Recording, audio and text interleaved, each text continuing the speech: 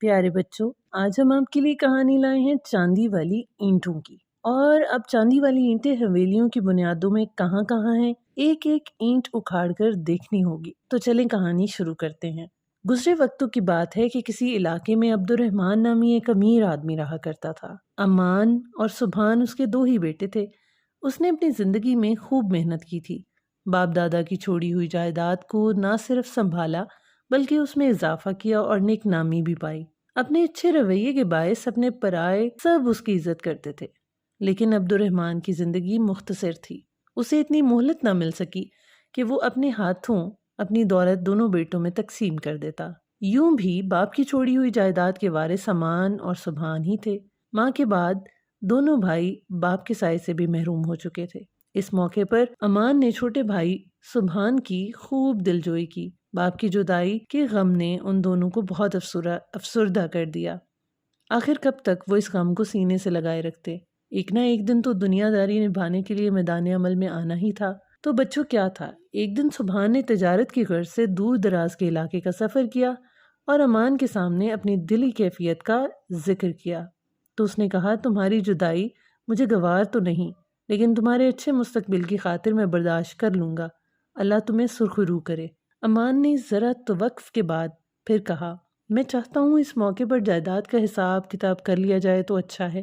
سبحان نے کہا، خاموشی سے بات سنی اور پہلو بدلنے لگا۔ بھائی جان، اس کی کیا ضرورت ہے؟ ابا جان کے پاس جو کچھ بھی تھا ہمارا ہی تو ہے، پھر حساب کرنے کی کیا ضرورت؟ ہر چیز تمہارے علم میں آ جائے تو بہتر ہے۔ امان نے کہا، جو کچھ نظر آ رہا ہے سب ویسا نہیں ہے میرے پیارے بھائی۔ اس نے کہا، ابا جان بہت مقروض تھے، شاید انہی فکروں نے انہیں وقت سے پہلے ہم سے چھین لیا۔ ابا جی مقروض تھے؟ سبحان بہت حیران ہوا، یہ کیسے ہو سکتا ہے؟ وہ یکدم بولا، ان کے جانے کے بعد جب معاملات میرے ہاتھ میں آئے تو ان سے پتہ چلا کہ میں بھی تمہاری طرح حیران پریشان رہ گیا۔ امان آہستہ سے بولا، نہر کے کنارے والا باغ بھی قرض میں ہے اور لیکن بھائی، ابا جان کو قرض کی کیا ضرورت تھی؟ سبحان نے بے چین ہو کر پوچھا۔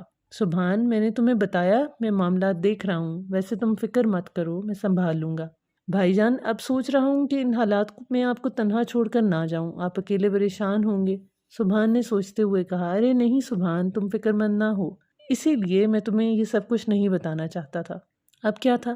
امان جلدی سے بولا، تم ضرور جاؤ اور ابا جی کا ہنر آزماؤ، انہوں نے تجارت سے حاصل کیا، مجھ پر بھروسہ رکھو، میں یہاں ہوں نا۔ امان نے پیار سے کہا۔ اس طرح کچھ تجارتی سامان لے کر سبحان ایک لمبے سفر پہ روانہ ہوا۔ 1 سال کے بعد جب اس کی واپسی ہوئی تو وہ بہت خوش تھا، بہت سے تجربات، نئے نئے مشاہدے، اور اس نے اپنے سفر کے دوران کئی اہم سبق سیکھے اور تجارت میں کامیاب بھی ہوا۔ اس دفعہ وہ تھوڑے دن کے لیے گھر آیا تھا، ایک بار پھر تازہ دم ہو کر سفر کے لیے تیار تھا۔ سبحان، تم پھر سے سفر پر جا رہے ہو؟ مجھے تمہاری کمی بہت محسوس ہوتی ہے، لیکن خیر کوئی بات نہیں۔ امان نے ٹھہر ٹھہر کے کہا، میں سب سنبھال لوں گا۔ بھائی نے بھائی کی طرف دیکھا، امان کے لہجے میں ہچکچاہٹ سی محسوس کی۔ جی بھائی، اسی لیے تو میں مطمئن ہوں کہ آپ ہیں نا۔ سبحان، میں سوچ رہا ہوں ایک بڑی حویلی بنائی جائے، محل نما حویلی، جہاں ہم دونوں بھائی خوش و خرم رہیں اور ابا جی کی کھوئی ہوئی عزت دوبارہ پالیں۔ تمہارے علم میں تو ہے کہ ابا جان کی جائیداد قرض میں چھوڑ گئے تھے۔ بس بس بھائی، ان باتوں سے مجھے تکلیف ہوتی ہے۔ سبحان تڑپ کر بولا، ارے پاگل، کیوں پریشان ہوتے ہو؟ اسی لیے تو میں نے سوچا ہے کہ ایک شاندار حویلی بنائی جائے، اس کے لیے مجھے کچھ سرمائے کی ضرورت ہے، میرے پاس جو کچھ بھی ہے وہ آپ ہی کا ہے۔ سبحان نے خوش دلی سے کہا، اور 4 لاکھ درہم اس تجارت کی برکت سے مجھے حاصل ہوئے ہیں۔ بہت ہے میرے بھائی، امان جلدی سے بولا، اس بار تم لوٹو گے تو ایک شاندار محل میں تمہارا قیام ہوگا، پھر میں تمہاری رقم بھی لوٹا دوں گا۔ رقم کی بات چھوڑیے، میری ایک درخواست ہے، سبحان نے کہا۔ کہو سبحان، رک کیوں گئے؟ امان نے بے چینی سے اس سے پوچھا۔ آپ اس محل کی 4 اینٹیں مجھے دے دیجئے، ہر اینٹ 1 لاکھ درہم کی ہوگی۔ جب سبحان کی بات سن کر امان دل کھول کر ہنسنے لگا، خاموشی سے سبحان اسے تکنے لگا۔ ٹھیک ہے، مجھے کیا اعتراض ہوگا، میں لکھ کر دینے کو بھی تیار ہوں، 1 اینٹ 1 لاکھ درہم تمہاری ہوئی۔ اب کیا تھا؟ محل کا سنگ بنیاد رکھا گیا اور بنیادوں میں وہی اینٹیں رکھی گئیں۔ سفر پر روانہ ہوا اور امان نے خوشی خوشی الوداع کیا۔ اس بار سبحان کی واپسی 2 سال بعد ہوئی۔ اس عرصے میں حویلی بن کے تیار ہو گئی، امان نے شادی بھی کر لی تھی اور سبحان کا قیام حویلی میں تھا، اس لیے بھائی امان کے رویے میں تھوڑی تبدیلی محسوس ہوئی اور پہلے جیسی چیزیں نہ تھیں۔ اس نے کہا اس بار مجھے تجارت میں بہت نقصان ہوا، اس لیے میں چاہتا ہوں آپ میری رقم مجھے لوٹا دیں۔ تو امان نے کہا کون سی رقم؟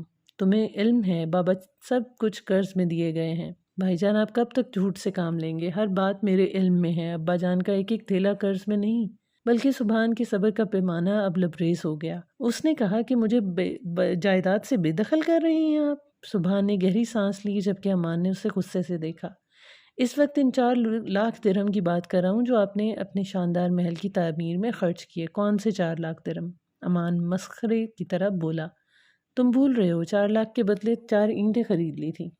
میرے بے وقوف بھائی، وہ تحریر میرے پاس آج بھی موجود ہے، تم نے لکھ کر دی تھی مجھے۔ آپ اتنے امانت دار ہیں کہ آپ کو بے ضرر سی تحریر سنبھال کر رکھی ہے؟ سبحان طنز سے بولا۔ ٹھیک ہے پھر میں ان 4 اینٹوں کا حقدار ضرور ہوں، اب اس کی نسبت سے یہ سب میرا ہی تو ہے۔ پھر کیا تھا، خدا کے شکر ہے حالات پہلے سے بہتر ہیں، لیکن خیانت کرنے والی ڈھیل نادانی ہے، اپنا حق اور عقل مندی نہیں۔ سبحان کی بات سن کر امان چکرا گیا۔ چھوٹے بھائی کو نادان سمجھ کر پہلے باپ کی جائیداد پہ قبضہ کیا، پھر محنت سے کمائی ہوئی رقم کو ہتھیایا۔ اسے اندازہ ہی نہیں ہوا کہ سبحان اپنے دام میں پھنسے گا۔ وہ اپنا سر پکڑ کر بے باک حساب کرنے لگا۔ تو پیارے بچوں کبھی بھی کسی بات سے لالچ نہ کریں۔ جس طرح ان دونوں بھائیوں کے درمیان لڑائی ہوئی، کوشش کریں اپنے رشتے بچا کر رکھیں، اور آپ کے پاس جو چاندی والی اینٹیں ہیں ان کو ایک اچھے مقصد کے لیے استعمال کریں۔ فینٹاسٹیکل جرنیز ود آمنہ کی ہے دنیا، انجوائے کریں، لائک کریں، فینٹاسٹیکل جرنیز ود آمنہ شیئر کریں۔